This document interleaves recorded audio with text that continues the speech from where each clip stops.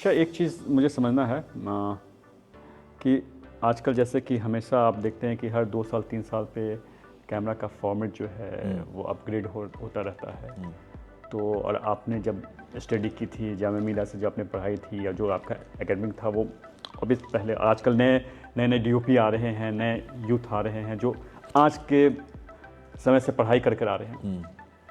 ऐसे में आप अपने को कैसे अपग्रेड करते हैं और कैसे उनके बीच अपनी जगह बनाने, क्योंकि जो यूथ आ रहे हैं और आप भी, कैसे आपका वो अप्रोच क्या रहता है, कैसे करते हैं? देखिए, पढ़ाई तो आपको हमेशा आपको भी करनी पड़ती है, अपग्रेड तो आपको भी करना ही है अपने आप को। आप नहीं करेंगे तो टेक्नोलॉजी आपको बाईपास कर जाएगी, आप वहीं खड़े रह जाएंगे। बहुत सारे पुराने डीओपी इसीलिए शायद छूट गए हैं, शायद इसीलिए छूट गए हैं। तो ये है कि आपको एक तो अपने आप को अपग्रेड करना, दूसरा ये कि मैं इस बारे में थोड़ा जो पुराने डीओपी को डिफेंड भी करूँगा कि हमारी कल्चर में ना, इंडियन कल्चर में एक्सपीरियंस का जो है खासकर हमारी इंडस्ट्री में इतना वैल्यू नहीं है। आप किसी को ओल्ड बोल सकते हैं, लेकिन आप किसी का एक्सपीरियंस जो है उसकी वैल्यू नहीं करते हैं। वो आदमी इतने सालों से शूट करता आ रहा है, उसके पास अब एक ऐसी लैंग्वेज आ गई है कि वो बहुत इंस्टिंक्टिवली जो है बहुत आसानी से एग्जीक्यूट कर सकते हैं ऐसी चीज़ें जो कि शायद नए आदमी को सोचने में टाइम लगे। ये बहुत अच्छी बात आपने कहा। मैं इस पे सोचता हूँ ये चीज़ कि देखिए, टेक्नोलॉजी एक अलग चीज़ है, विजन एक अलग बात है। तो वो विजन जो है, तो विजन को भाई माना कि वो टेक्नोलॉजी नहीं समझ रहे हैं, ठीक है, उनकी एकेडमिक जो है वो जब थे उस समय दूसरा समय था, लेकिन फिल्में तो विजन से बनती है, क्योंकि ऑपरेट करना तो एक अलग चीज़ होती है, वो कोई भी कर सकता है जो पढ़ कर आया हो, लेकिन उसको बताने वाला, उसको निर्देशन करने वाला कि ऐसा होना चाहिए, तभी तो डीओपी होता है, डायरेक्टर ऑफ फोटोग्राफी क्यों है। तो नहीं, देखिए, ऐसा है कि उसमें ऐसा नहीं है कि जो आदमी पुराना है वो अपने आप को अपडेट नहीं कर रहा है। ये तो हमारे यहीं पे ही ज़्यादातर आपको दिखेगा कि आदमी को, अच्छा, अगर आप हॉलीवुड में देखें, जो पुरानी एक ऐसी जनरेशन थी जो जिसमें कि डीओपी जो था वो 70 साल का, 75 ईयर, और ऐसी फिल्मों, ऐसा उनका अगर आप देखें फिल्म, कमाल की फिल्में, रोड टू पर्डिशन, या इवन अगर आप रॉजर डीकिंस को देखें तो वो ही इज़, आई थिंक, हमारे इंडियन उसके हिसाब से काफ़ी he is old, but he operates his own camera. और कमाल, मतलब हम क्या ही बोलें।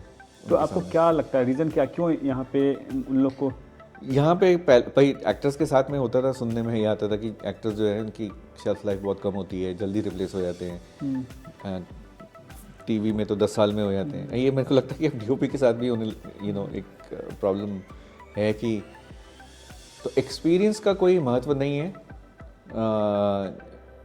लोग एक तो नए को इसलिए भी ट्राई करना चाहते हैं कि प्रोड्यूसर जो है अपना बजट अंडर कंट्रोल रखते हैं। उनको पता नहीं क्यों लगता है कि पुराने लोग जो हैं वो सफ़ेद हाथी हैं और वो हाँ, ये बहुत बड़ा मिसकम्युनिकेशन, क्योंकि सीधी से जैसे फिल्म होती है उसके अनुसार बजट होती है। करेक्ट। क्योंकि अगर एक डीओपी एग्जांपल के तौर पे अगर वो 50 करोड़ की फिल्म बना रहा है और 5 करोड़ की फिल्म बना रहा है, तो जो भी अपना जो फी लेगा वो 5 करोड़ के हिसाब से लगेगा, 5 करोड़ लगेगा। तो उनको पहले लगता है। और फिर क्या है कि यंग डायरेक्टर का भी एक ऐसा यहाँ पे ये कि यार एक ऐसा आदमी लेके आओ जो मेरी सुने। उनको पता नहीं क्यों लगता है कि जो आदमी जिसका इतना एक्सपीरियंस है वो तुम्हारी बात नहीं सुनेगा। इस पर मुझे एक बात याद आई। एक डीओपी है, मैं नाम ले सकता हूँ क्योंकि उनके साथ महेश आने जी, मैंने उनके साथ काम किया, मेरे काफ़ी सीनियर। हाँ, मैंने उनके साथ, तो कमाल के, मुझे उनकी मेरे और उनके एज में काफ़ी डिफरेंस है। तो वो जब भी बात होती तो उन बहुत अच्छी बात कहते थे कि निशांत, मेरा एक्सपीरियंस जो है ना वो तुम्हारे साथ ऐड ऑन हो रहा है, लेकिन मैं अपनी चीज़ तुम पर कभी थोपूंगा नहीं।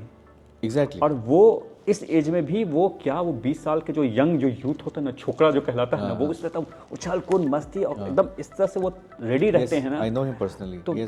तो कमाल के वो हैं। और मतलब मैं तो ऐसा है कि उन पे इतना ज़्यादा मैं मतलब कह सकता हूँ कि डिपेंडेंट रहता हूँ, मतलब इतना ज़्यादा, क्योंकि जैसे कि लोग स्टार्स के लिए डेट चेंज करते हैं, मैं कहता भाई मेरा डीओपी नहीं है वो, तो मैं क्यों क्योंकि वो इतना कंफर्ट जोन देते हैं। कहते निशांत तुम्हारी नज़र में क्या, तुम बताओ कैसे सोच रहे हो।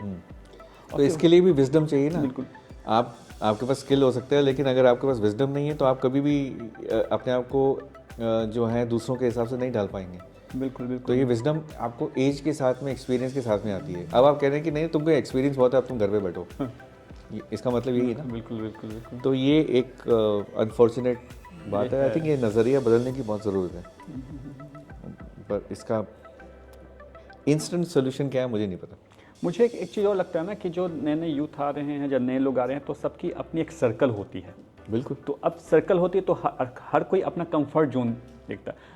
मुझे जब मैं अपनी पहली फिल्म जब शुरू करने जा रहा था, तो जब मुझे पता चला महेश जी के बारे में, तो मेरे अंदर भी ये भय था। मैं अपना एक्सपीरियंस था कैसे ये चीज़ होती है, लेकिन बाद में मुझे लगा यार इतने सीनियर हैं और मैं इनको क्या बोलूँगा। मतलब जहाँ से मैं फिल्म देखना शुरू किया हूँ वहाँ से तो फिल्में बना रहे थे, तो मैं इनको क्या बोलूँगा, क्या समझाऊँगा, कैसे बोलूँगा, और मेरी बात सुनेंगे कि नहीं सुनेंगे। और उन दिनों जब मेरी बात हुई थी, वो खुद फिल्म डायरेक्ट करने जा रहे थे। तो मैं बहुत हिम्मत जुटाते हुए मैंने कहा कि महेश जी, मैं उनसे मेरी जो मुलाकात हुई थी, तो मैं एज एन राइटर में गया था पहले। तो उनको एक सब्जेक्ट, क्योंकि मैं डायरेक्टर के साथ राइटर भी हूँ, तो मैं कहानी सुनाने गया था। लेकिन मेरे अपनी फिल्म की चल रही थी कि मुझे फिल्म शुरू करनी है। तो जब उनको मेरी कहानी बहुत पसंद आई कि निशांत ये फिल्म करेंगे, फिर बाद में मैंने कहा कि ऐसे महेश जी, अगर पहले तो मैं गोल गोल बात किया कि अगर कोई डायरेक्टर होगा जो नया शुरू कर रहा हो, जो आपसे बहुत जूनियर होगा, तो आप उनकी फिल्म करना पसंद करेंगे। तो कहें क्यों नहीं, बिल्कुल, अगर मुझे सब्जेक्ट समझ में आएगा तो क्यों नहीं करेंगे। तब मैंने कहा कि मैं अपनी बात कर रहा हूँ। तो और इतने मतलब वो कहते हैं कि हेल्पिंग नेचर के हैं कि उन्होंने मुझे बहुत सपोर्ट किया। कई लोगों से उन्होंने बोला कि तुम एक काम, जैसे आपको कैसे सुजीत जी ने कहा कि आप वहाँ पे शुरू हो रहा है। हाँ, बिल्कुल। तो इतना ज़्यादा वो सपोर्टिंग है। तो हाँ, तो मैं इस बात पे ये बताता कि जो नया जब कोई भी डायरेक्टर आता है तो सोचता है कि कंफर्ट जोन देखता है। तो जैसे मेरे अंदर ये भय था, लेकिन जब मैं उनसे मिला और लगा कि तू बहुत फ्रेंडली है यार, मतलब कि इनके बिना तो मैं सोच ही नहीं सकता हूँ। तो वो ये कि आपको कंफर्ट समझना पड़ता है। इस वजह से मुझे लगता है कि शायद जो नए डायरेक्टर्स होते हैं वो अपने सर्कल को लेकर आते हैं, और जब नया सर्कल आ रहा है तो वो जो लोग, पर आप ये भी तो सोचिए कि आप एक तरह से अपने आप को क्या आप एज अ डायरेक्टर लिमिट नहीं कर रहे हैं। आप लेकर आ रहे हैं अपने ही सर्कल के लोगों को, ऐसे लोगों को जो आपकी बात सुने। आपसे अलग विचार वाले लोगों के साथ में इसलिए काम नहीं करना चाहते क्योंकि आपको कहीं ना कहीं लग रहा है कि मेरी बात नहीं सुनी जाएगी। तो कहीं ना कहीं आपके विजन में मैं तो आपके विजन में इजाफा करने के लिए हूँ ना, मैं आपका विजन खाने के लिए नहीं हूँ। लेकिन आपको एक चीज़ और बता दूँ, बहुत सारे ऐसे भी डीओपी रहे हैं जिसके जो डायरेक्टर्स के अंदर जो भय रहता है, क्योंकि end of the day director अपना विजन बता रहा है, शूट तो करता है, डीओपी ही करता है। कई बार ऐसा होता है कि वो अपनी चीज़ें बताने के लिए, दिखाने के लिए, कई बार प्रोड्यूसर से कुछ और बता रहे, ये ऐसा है, और चूंकि उसका एक्सपीरियंस बहुत है, जैसे जो बहुत सीनियर हैं, करेक्ट, जो बहुत सीनियर हैं, जिन्होंने 20-25 फिल्म किया, एक डायरेक्टर जो अभी 1-2 फिल्म किया, नया आया है, तो ऑब्वियस जो उसका जो वर्चस्व है वो डीओपी का ज़्यादा है। तो कई बार ऐसे मैंने कई सेट पे देखा है, कई लोग का देखा, तो वो क्या होता है, प्रोड्यूसर यार ये डायरेक्टर को कहाँ लिया, क्योंकि उसको मैंने आपसे क्या शुरू में सवाल पूछा कि कई बार ऐसे डायरेक्टर, तो इस वजह से कई डायरेक्टर्स जो है ना, वो जिनके साथ कंफर्ट जोन नहीं है, सोचते हैं यार इसको मैं ले लूँ और ये कहीं कुछ कांड कर दिया शूट हाँ, पे। तो नहीं, वो तो देखिए एज अ डीओपी मेरे ये राइट्स का हिस्सा नहीं है कि मैं जाऊँ और जाके किसी प्रोड्यूसर को ये बोलूँ कि यार ये कौन आ गया। और मैं हमेशा ये सोचता हूँ कि मुझे भी उससे कुछ सीखने को मिल रहा है। मैं इस अप्रोच से कभी नहीं जाऊँगा कि आओ बेटा तुम्हें सिखाएं, बिल्कुल, क्योंकि फिर वो नहीं चलेगा। वो मैंने बहुत सारी फिल्मों को रुकते हुए देखा है। एक्चुअल में क्या ना, डायरेक्टर और जो डीओपी का जो संबंध हो, जस्ट लाइक हस्बैंड वाइफ की तरह होता है। ये दोनों अगर कंफर्ट जोन में हैं तभी आपकी फिल्म में सक्सेसफुल होगी, अच्छी फिल्म बनेगी जी। आप सोच रहे हो कुछ और, डीओपी सोच रहा है कुछ और इस वजह से ही ये सब चीज़ें, जो इतना जो डिफरेंसेस जो हो गया है ना, ये इसी वजह से जो मुझे लग रहा है। जो नहीं, वही तो मैं कह रहा हूँ कि एज अ डीओपी आपको कुछ और सोचने का अधिकार नहीं है। आपको ये पता होना चाहिए। अगर आप ये दायरा समझते हैं तो कोई आपको दिक्कत नहीं आएगी। बिल्कुल बिल्कुल बिल्कुल। आपका सिर्फ अधिकार ये है कि आप कैसे उसके विज़न को फुलफ़िल करें, और अगर उसका विज़न नहीं है तो आप फिर तब आप सजेशन दे सकते हैं कि इसको ऐसा भी कर सकते हैं, ऐसा भी कर सकते हैं, तुम्हें क्या लगता है क्या करना है। ये स्टेज तभी आती है जब आपको लगे कि जो आपका डायरेक्टर है उसको हैंड होल्डिंग की ज़रूरत है। बिल्कुल बिल्कुल बिल्कुल बिल्कुल। और अगर उसको नहीं है, वो बिल्कुल उसको मतलब विचार फ्लो कर रहे हैं और काम चल रहा है, तो क्यों आप उसके विजन को बिगाड़ना चाह रहे हैं? क्योंकि कहीं ना कहीं उसका कॉन्फिडेंस भी इसी चीज़ से बनता है कि मैं जो करना चाह रहा हूँ मैं कर रहा हूँ और वो फ्लो हो रहा है, बिल्कुल। और मैं जाके बीच में अगर उसमें रोक दूँ उस धार को। बल्कि ये फिल्म और भी खूबसूरत बन जाती है कि अगर डायरेक्टर का कोई विजन है, वो बोल रहा है, डीओपी अगर कहे कि देखिए आप जो बोल रहे ऐसा हो सकता है, इसको ऐसे कर देंगे अगर हम, तो उसके लिए पर्सनल रेपो बनना ज़रूरी है। फिर वो सेकंड स्टेज, आप जो पहली बार काम कर रहे हो, कई बार डीओपी का ये कहना कि देखिए ऐसा भी हो सकता है, उसको थ्रेटनिंग लगता है।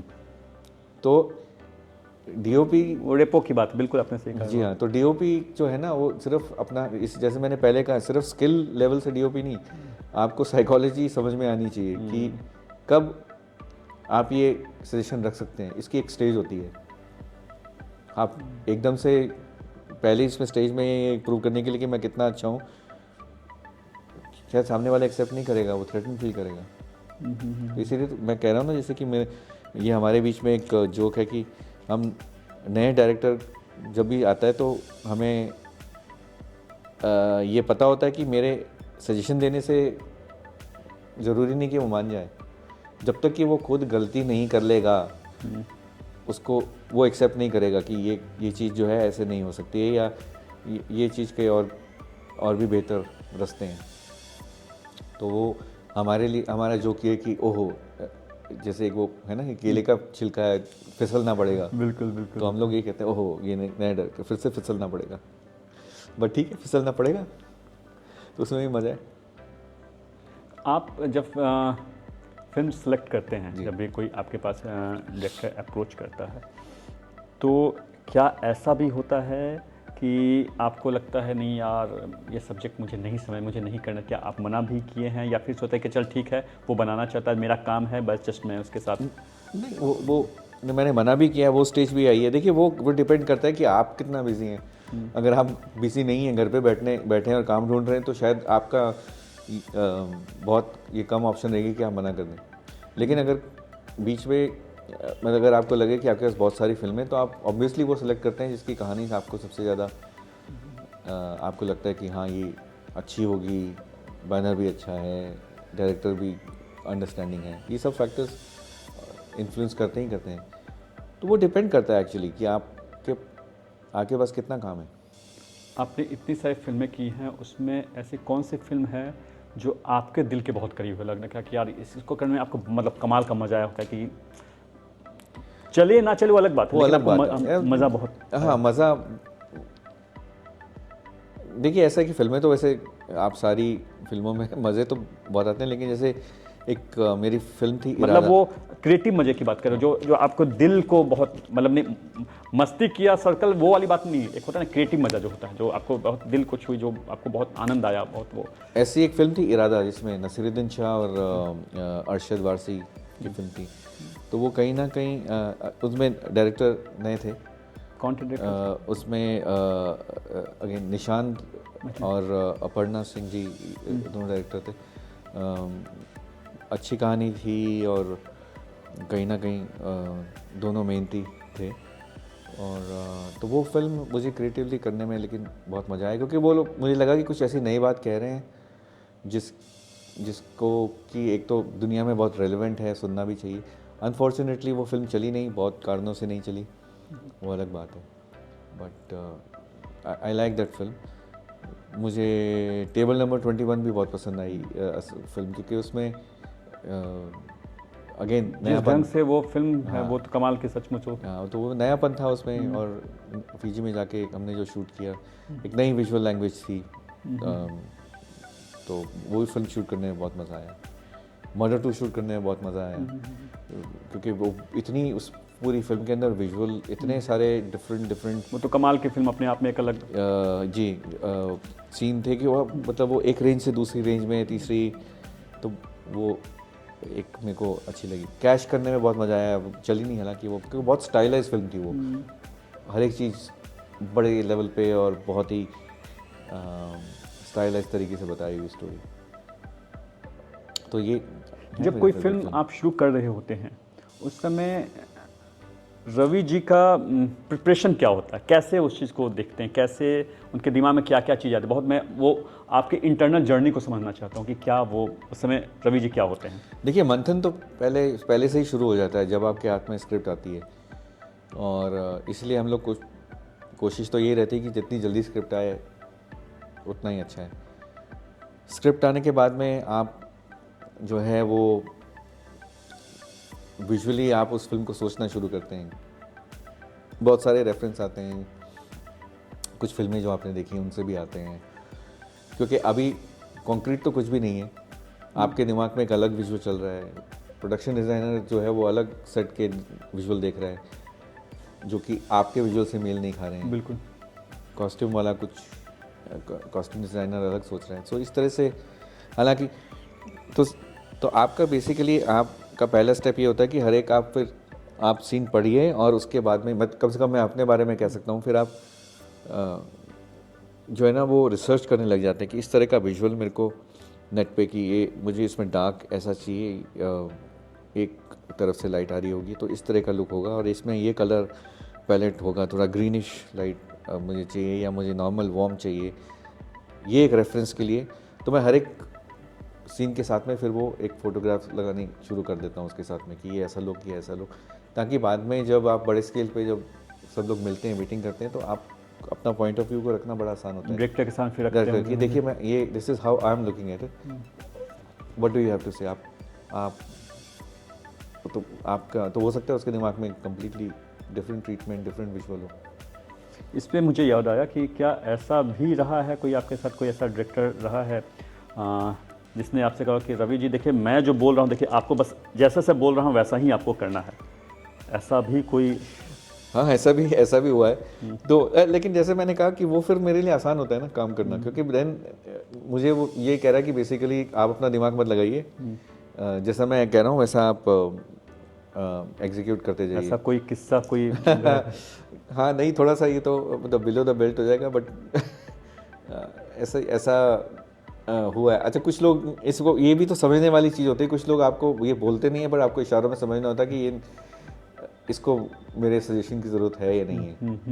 तो मैं तो कोई किस्सा आप बिना नाम को हिडन करके बता सकते हैं, मतलब किस्सा क्या था वो? किस्सा ये था कि एक डायरेक्टर को बिल्कुल डार्क सीन शूट करना था, रात के अंधेरे वाला, और ये उस समय सेलुलाइड का ज़माना था, और वो हमको बार बार कमरे में खींच के लेके जाए और ये लाइट बंद करके दिखाए और बोले कि ये चाहिए मुझे। अच्छा। पर मैंने कहा भाई इस अंधेरे अगर मैं सारी लाइट इस कमरे में बंद कर दूँ और अंधेरा है तो कैमरा को कुछ नहीं दिखेगा। कैमरे को अंधेरे का एहसास कराने के लिए भी उस तरह की लाइट करनी पड़ेगी कि ये अंधेरा है, उसके लिए भी लाइट चाहिए। तो वो उसको समझने को तैयार नहीं था। तो ये बहुत मतलब पूरे 1-2 दिन लग गए हमको ये समझाने में कि प्लीज़ थोड़ी सी लाइट यूज़ करने दो यार, वरना मैं अंधेरा नहीं दिखा पाऊंगा, कि वो बिल्कुल नेगेटिव ब्लैक ही होगा, तो कुछ नहीं कर सकेगा इसका। तो खैर वो मतलब मान गया, मतलब रिलक्टेंटली मान गया, जिसे कहते हैं प्रोटेस्ट, अंडर प्रोटेस्ट। तो लेकिन तो ऐसा होता है कि कई बार कि आप वो कहता है कि नहीं आप ये अंधेरा चाहिए तो मुझे चाहिए, आप एक भी लाइट ऑन नहीं करेंगे। ऐसे भी हुए हैं। पर ये कि एक लिमिट है, जब तक आप मान सकते हो एक स्टेज आप अंधेरे में कैसे शूट कर लोगे। बिल्कुल बिल्कुल बिल्कुल बिल्कुल। सो ये होता है। बाकी कई डायरेक्टर के मतलब इतने विजुअली इतने डेवलप होते हैं स्किल लेवल पे कि आपको ज़्यादा दिमाग लगाने की कभी ऐसा हुआ है आपके साथ कि आपको लगा हो कि यार एक डायरेक्टर भी आपको बहुत कमाल की कहानी सुनाया हो, और कोई आपको लगा हो कि जो उसको सीन आपको बता रहा हो कि बहुत कमाल का है और पता चलो कि कॉपी हो? हाँ, ऐसा हुआ है एक्चुअली। एक फिल्म थी जो कि रिलीज़ नहीं हुई, तो मैं नहीं नाम नहीं पूछा मैं, ऐसे जैसे क्योंकि ऑडियंस कई बार ये हम घटनाओं का जिक्र कर रहे हैं। तो ऐसा हुआ है कि मेरा एक दोस्त था डायरेक्टर, तो उसने मुझे कहानी सुनाई, बहुत कमाल की कहानी थी, थोड़ा मैं हैरान भी हुआ कि यार ये आदमी तो डायरेक्टर है नहीं, ये कैसे इतनी कमाल की कहानी कैसे लिख डाली इसने। क्या सब्जेक्ट किस? थ्रिलर था। थ्रिलर, अच्छा। और उसमें इरफान जी थे, बैंकॉक में शूट कर रहे थे। तो वो फिल्म की स्टोरी बहुत कमाल की थी। तो मुझे हैरानगी हुई क्योंकि मैं कि बड़ी कमाल की फिल्म की यार, ये तो कैसे लिख ली इसने बंदे ने। क्योंकि दोस्त था इसलिए आप उनके इंटेलेक्ट को समझ रहे थे कि यार समथिंग रॉन्ग। हाँ, तो मैंने कहा यार ये, क्योंकि मैं जानता हूँ उसको, कि मैंने कहा ये कहानी कहाँ से आई यार, बहुत कमालदार है। एनीवेज, तो एक बार उसने क्या कहा कि मैंने ही लिखी है? हाँ, तो हमें तो ये क्वेश्चन तो हमने पूछना ही नहीं था ना कि भाई तूने लिखी कि बड़ा अजीब क्वेश्चन है ना किसी के सामने बोले कि तुमने ही लिखी है कि नहीं किसी और ने। तो एक बार वहाँ बैंकॉक में शूट कर रहे थे, तो किसी काम से मैं उसके रूम में चला गया। तो मैंने देखा कि वो रजाई ऐसे ऊपर लेके एक आदमी बैठा हुआ है और मेरे सवालों का मैं उसका नाम ले रहा हूँ, जवाब नहीं दे रहा है। तो मैं गया, मैंने ऐसे रजाई हटाई तो देखा हेडफोन्स पहने हुए हैं, इसलिए उसको जवाब नहीं दे रहा, और सामने लैपटॉप रखा हुआ है और उसमें एक सीन चल रहा है। और मैंने कहा अरे ये सीन तो हमने कल शूट किया था ये कैसे? तो उसने कहा चुप। तो मैं समझ गया कि भाई ये तो यहाँ तो कॉपी खतरनाक। मजेदार बात ये थी कि वो प्रोड्यूसर को भी नहीं पता था कि ये कॉपी है किसी कोरियन फिल्म की। तो वो बाद में वो भी बहुत बिगड़ा। तो हाँ, ऐसा उस समय शायद करना आसान था क्योंकि ऐसा हमारे यहाँ कॉपीराइट, आईपी इस तरह का कोई इशू नहीं था। आई एम ग्लैड कि अब आ गया है, लोग ओरिजिनल कहानियाँ बोलते हैं। बिल्कुल बिल्कुल। अच्छा रवि जी, आपकी एक लंबी जर्नी रही है। कोई ऐसी घटना आपको याद है जो मतलब आपको एकदम मतलब हैरत में डाल दी हो? कोई बड़ी दुर्घटना आपके लाइफ में, ऐसा कुछ शूटिंग के दौरान ऐसा कुछ हुआ हो? हाँ, देखिए, एक्शन सीन के दौरान तो कुछ ना कुछ, कभी ना कभी हादसा भी हो जाता है, कुछ ना कुछ घटना दुर्घटना। मुझे एक इंसिडेंट याद है, जब हम ऑस्ट्रेलिया में शूट कर रहे थे, क्रुक फिल्म शूट कर रहे थे, और हमने वो सीन ये था कि इमरान जो है वो अपनी एसयूवी चला रहा है बहुत तेज, और कैमरा जो है वो आगे लगा हुआ है और वो फॉलो कर रहा है। कैमरा क्रेन में लगा हुआ है और क्रेन जो है एक दूसरी गाड़ी में लगी हुई है, और उसी गाड़ी में हम लोग बैठे हुए हैं। और वहाँ का रूल है कि वो आपको जो है यहाँ पे रस्सी बांध के बिठा देते हैं आप, क्योंकि वो आप ऐसे फ्रीली नहीं बैठ सकते जैसे इंडिया में पहले सिस्टम था। तो हम लोग ब्रिज पे मेलबर्न में शूट कर रहे थे, और वहाँ का रूल था कि उस 100 किलोमीटर पे से नीचे आप गाड़ी नहीं चला सकते। और तो इमरान की एसयूवी आ रही है, हम लोग आगे हैं और कैमरा जो है इधर है, हम लोग ऐसे मॉनिटर में देख रहे हैं। और अचानक से मोहित यहाँ बैठा है, हमने देखा कि कैमरा ऐसे टर्न हुआ, ऐसे घूमा। तो पहले मेरा ये है कि अरे ये 360 कैसे घूम गया, मतलब इसमें ये वो एक उसके लिए स्पेशल एक वो कॉन्ट्रैक्शन लगाना पड़ता है कि अगर कैमरा ऐसे घुमाना हो। तो मैंने कहा ये कैसे घूम गया इतनी देर में, कि और कुछ सोच सकते।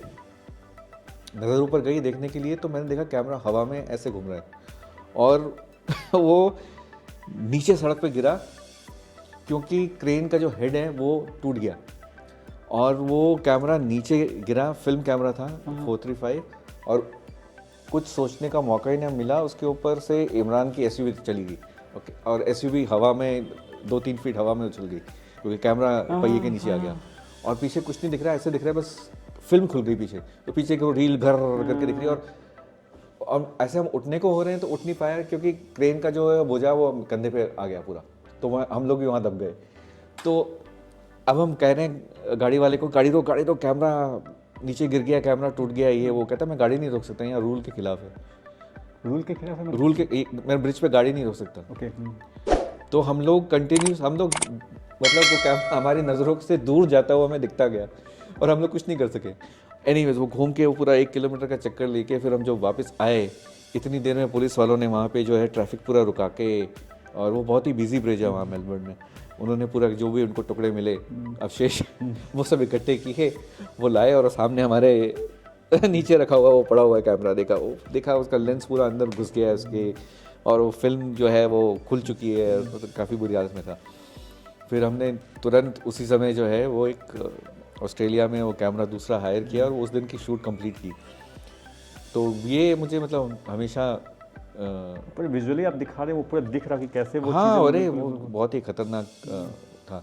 तो वो एक्सीडेंट था, अब वो हेड टूट गया, मतलब किसी ने सोचा भी नहीं था। स्कॉर्पियो हेड होता है वो बहुत वैसे तो मजबूत माना जाता है, तो वो बड़ा मुश्किल था, मतलब अनएक्सपेक्टेड बात है।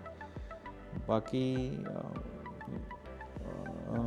तो ये मेरा एक मतलब दुर्घटना के लेवल पे दिस वाज क्वाइट सीरियस। अब तो खैर काफ़ी लोग प्रिकॉशन भी लेते हैं, स्पेशली अगर आप देखें एक्शन सीन होते हैं तो जितने भी लोग हैं उनके आसपास पहले से ही काफ़ी कंटीजेंसी, एक पहले से अब वो तैयार रहते हैं कि कुछ हो ना जाए, हादसा ना हो जाए। काफ़ी तो अब मेरे ख्याल से वो इतना एक्सीडेंट होता नहीं है, जो अच्छी बात है। फैमिली में आपके बच्चे वगैरह?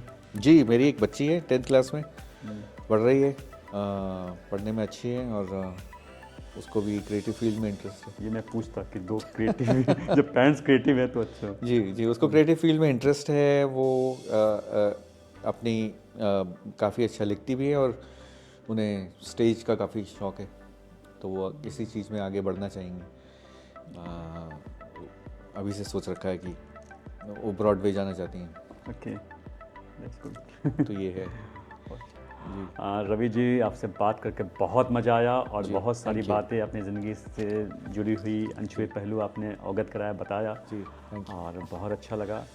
हमारे यहाँ जब भी कोई सेलिब्रिटी गेस्ट आते हैं तो हमारे यहाँ की एक रिवाज है कि हम क्या करते हैं कि हमारी जिस ऑर्गेनाइजेशन की जो फाउंडर हैं, जो हमारी पार्टनर हैं, वो क्या करती हैं कि वो एक हीलर है, तो वो जब भी कोई गेस्ट आते हैं तो उनके लिए स्पेशली कोई एक ख़ास चीज़ गिफ्ट रखती हैं, ओह सो स्वीट। जिसमें वो अपनी एनर्जी डालती हैं, जी। स्पिरिचुअल एनर्जी डालती हैं।